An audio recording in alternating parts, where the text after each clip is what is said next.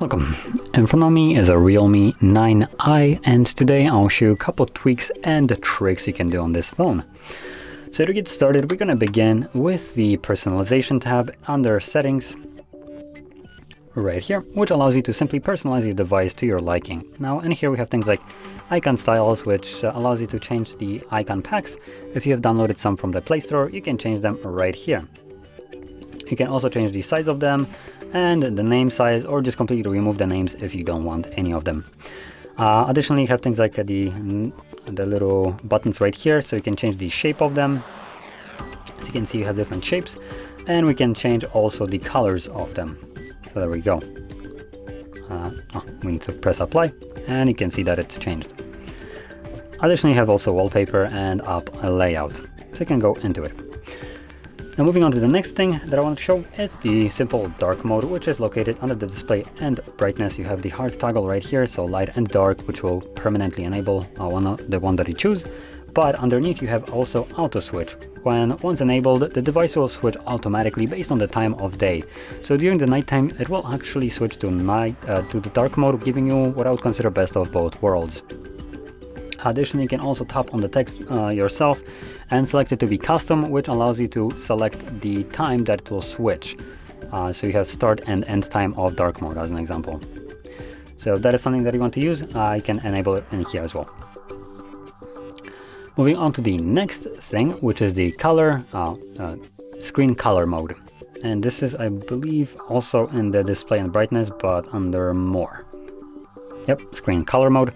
We have it set to vivid, but if vivid is a little bit too vivid for you, which sometimes I do understand, you can switch it to gentle. So it's supposedly a little bit more accurate color scheme, so there we go.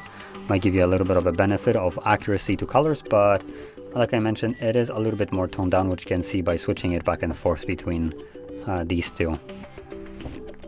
I personally prefer everything that is usually more toned down, so that's what I'm going to be sticking with.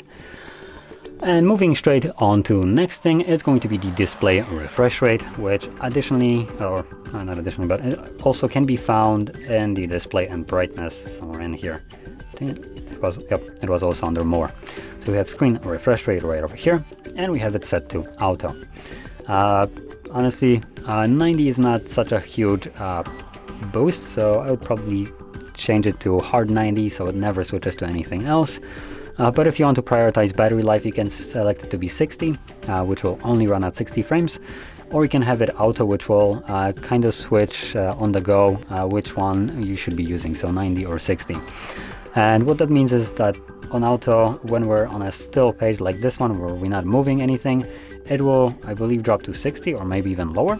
But when you're starting to move the page, it will then automatically shifts back to 90 to give you this smoother animation of like scrolling up and down and just overall smoothness of the usability. So that is something that you might want to change. But I will be sticking with just hard 90. And last thing that I wanted to show is the system navigation. So gesture navigation to be more precise. Now, as you've seen, I've been using the buttons or the virtual buttons for this entirety of the video, but I personally do prefer gesture navigation, so that's what I'm going to be choosing. Now, gesture navigations are located under convenience tools, so you can quickly find it. There we go, convenience tools, navigation, and we have right here swipe gestures from both sides.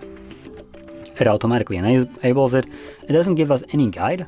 It gives us this 4-page animation right here on how we can navigate through the display. So we have swipe the bar left and right to kind of switch between applications. You can swipe up and hold to go to recent applications. You can swipe up quickly to go home, and you can swipe from either side to go back, which kind of shows this semi-transparent arrow show up right here. So it signifies if you let go, it will go back.